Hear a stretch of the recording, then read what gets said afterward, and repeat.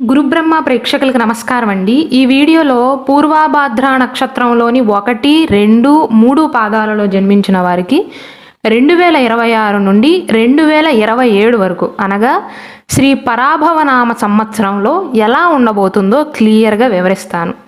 అదేంటండి పూర్వాభాద్ర నక్షత్రం మొదటి 3 పాదాల గురించి చెప్తున్నారు, మరి 4వ పాదం సంగతి ఏంటి అనుకోవచ్చు.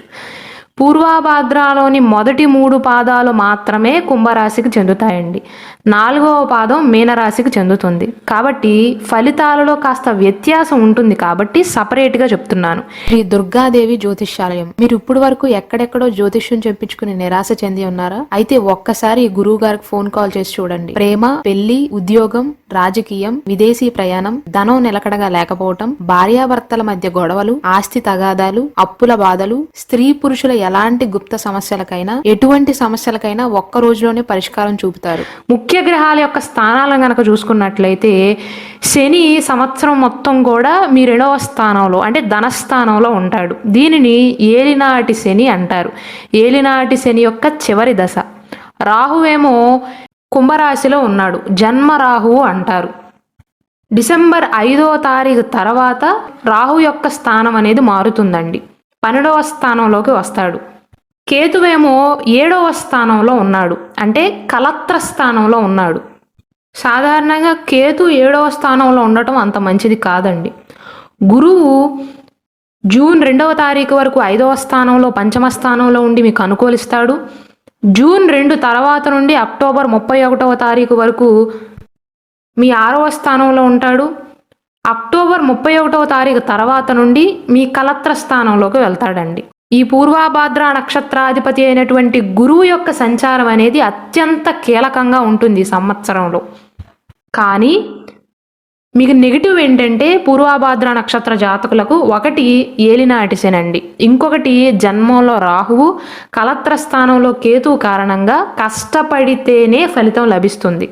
ఈ సంవత్సర ఫలితాలు 2026 సంవత్సరం మొత్తం కూడా 2026 సంవత్సర ఫలితాలలో జనవరి 1 నుండి జూన్ 2వ తారీఖు వరకు ఒకలా ఉంటుంది.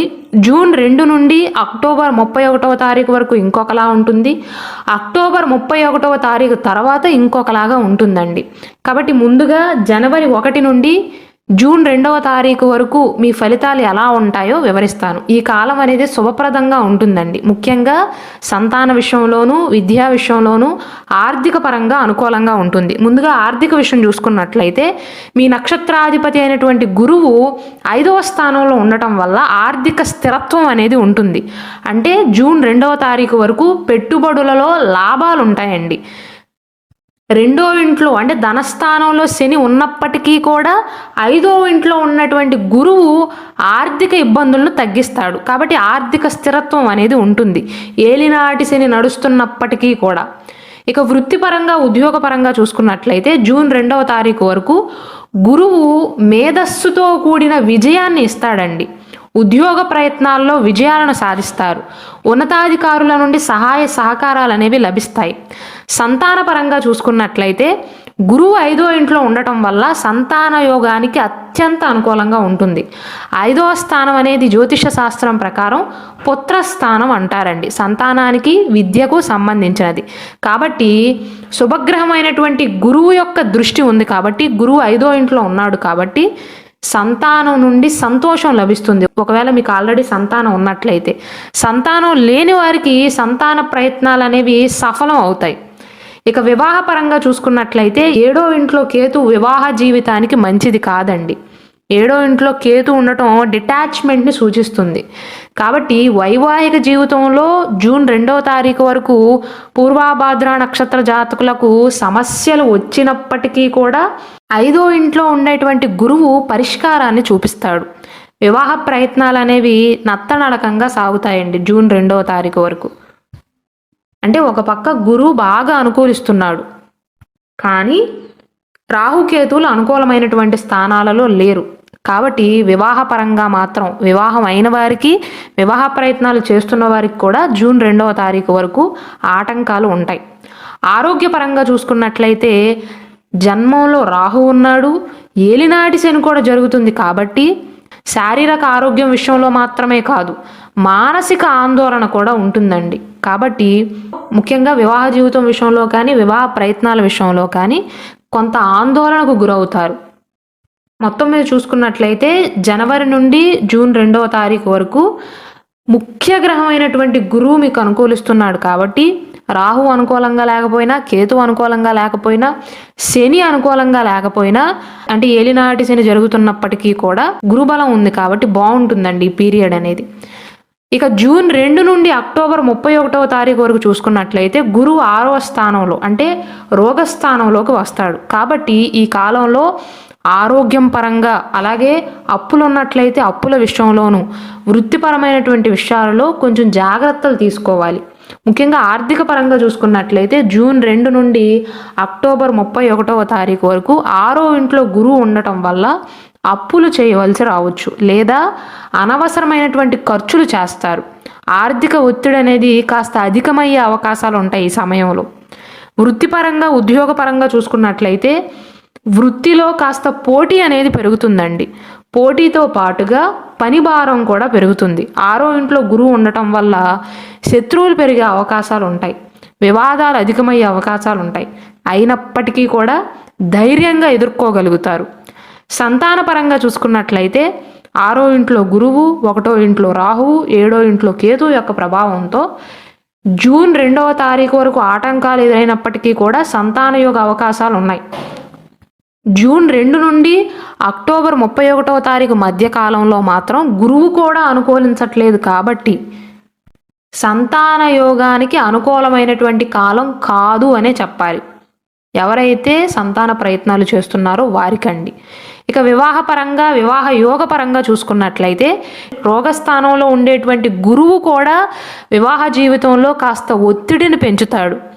అలాగే జీవిత భాగస్వామి యొక్క ఆరోగ్యం విషయంలో కూడా శ్రద్ధ అవసరం.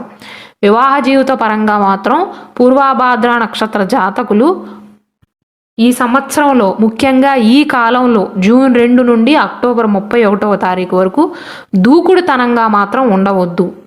ఆరోగ్యపరంగా చూసుకున్నట్లయితే ఆరోగ్య విషయంలో కాస్త శ్రద్ధ వహించాలండి. ఎందుకంటే ఈ సమయంలో మీకు ఏదైనా చిన్న రోగం వచ్చినా అది తగ్గటానికి చాలా సమయం పడుతుంది, వెంటనే కోలుకోలేకపోతారు.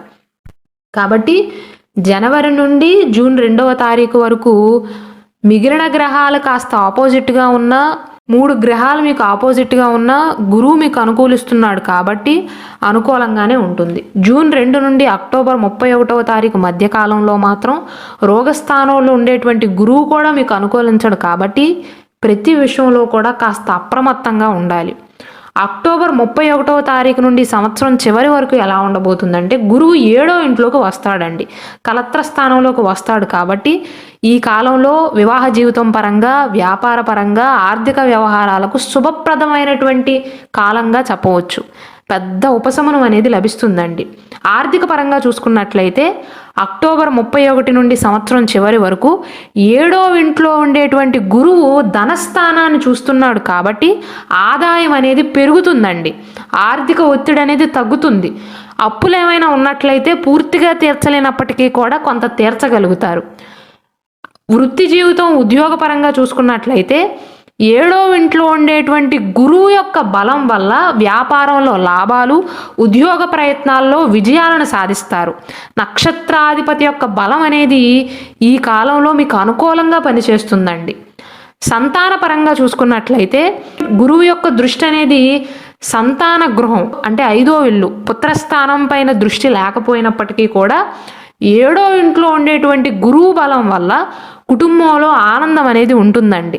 సంతాన యోగ పరంగా డైరెక్ట్గా కాకపోయినా ఇండైరెక్ట్గా అవకాశాలు ఉన్నాయి. అంటే సంతాన యోగం బలంగా కాకపోయినా మీ ప్రయత్నాలు విజయవంతమయ్యే అవకాశాలు ఉన్నాయి. ఎవరైతే కొత్త ఉద్యోగ ప్రయత్నాలు చేస్తున్నారో వారికి కూడా ఈ సమయం అనేది అనుకూలంగా ఉంటుందండి. వివాహపరంగా చూసుకున్నట్లయితే 7వ ఇంట్లో అంటే కలత్ర స్థానంలో కేతు ఉన్నప్పటికీ కూడా కేతువుతో పాటు గురువు కూడా 7వ స్థానంలో ఉంటాడు కాబట్టి అది గణేశ యోగాన్ని సూచిస్తుంది. కాబట్టి వివాహ ప్రయత్నాలు చేసేవారికి వారి యొక్క ప్రయత్నాలు అనేవి సఫలం అవుతాయి. వివాహ జీవితంలో కూడా సమస్యలు అనేవి తగ్గుముఖం పడతాయండి. మీరు ఎక్కువగా ఇబ్బంది పడే సమయం వల్ల జూన్ 2 నుండి అక్టోబర్ 31వ తారీఖు మధ్య కాలంలోనండి. ఆ సమయంలో బంధాలపైన కాస్త విముఖత కలుగుతుంది. వాహన యోగ పరంగా చూసుకున్నట్లయితే 7వ ఇంట్లో ఉండేటువంటి గురువు 4వ ఇంటిని చూస్తున్నందున వాహనం లేదా ఆస్తి కొనుగోళ్లకు అనుకూలమైనటువంటి కాలంగా చెప్పవచ్చు. అంటే ఈ నక్షత్ర జాతకులకు జనవరి నుండి జూన్ 2వ తారీఖు వరకు సంతానపరంగా విద్యాపరంగా అత్యంత అనుకూలంగా ఉంటుంది. అక్టోబర్ 31వ తారీఖు తర్వాత నుండి వివాహపరంగా వృత్తిపరంగా ఉద్యోగపరంగా వ్యాపారపరంగా అనుకూలంగా ఉంటుందండి.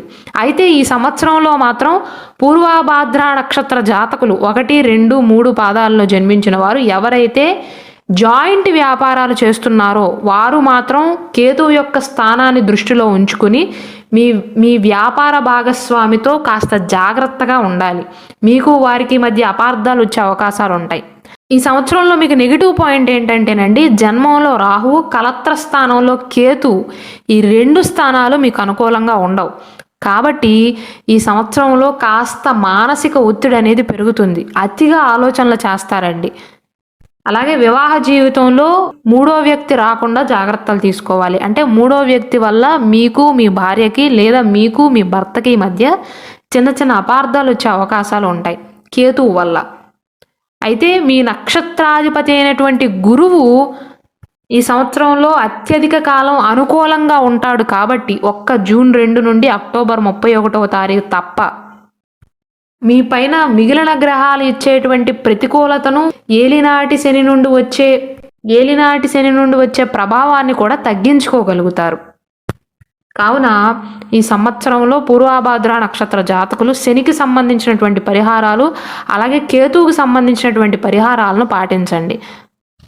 గురువారం నాడు ఉపవాసం ఉండటం కానీ, గురుచరిత్ర పారాయణం చేయటం కానీ, ఒకవేళ పూర్వభాద్ర నక్షత్ర జాతకులకు కేవలం నక్షత్రం రాసే కాకుండా మీ date of birth, time of birth కరెక్ట్గా తెలుసు అనుకోండి, మీ లగ్న కుండలి ప్రకారం అంటే మీ పర్సనల్ జాతకం ప్రకారం ఒకే నక్షత్రంలో 10 మంది జన్మించినప్పటికీ కూడా అందరికీ ఒకే జాతకం ఉండదండి. మీరు జన్మించిన date of birth, time of birth బట్టి జాతకం అనేది మారిపోతుంది ఒకే నక్షత్రం అయినప్పటికీ కూడా. కాబట్టి దానికి సంబంధించినటువంటి జాతక రత్నాన్ని కనుక మీరు ధరించినట్లయితే జీవితంలో ఇటువంటి ఆటిపోట్ల నుండి బయటపడగలుగుతారు. ఎదుర్కొనే ధైర్యాన్ని ఇస్తుంది, ప్రొటెక్షన్గా నిలబడుతుంది. కాబట్టి మీ జాతకానికి సంబంధించినటువంటి జాతక రత్నం కావాలి అన్నా, జాతక రుద్రాక్ష కావాలి అన్నా, సర్టిఫైడ్ కరుంగలి మాల కావాలి అన్నా ఇక్కడ డిస్ప్లే అవుతున్న వాట్సాప్ నెంబర్కి మాకు మెసేజ్ చేసి ఆర్డర్స్ చేసుకోవచ్చు.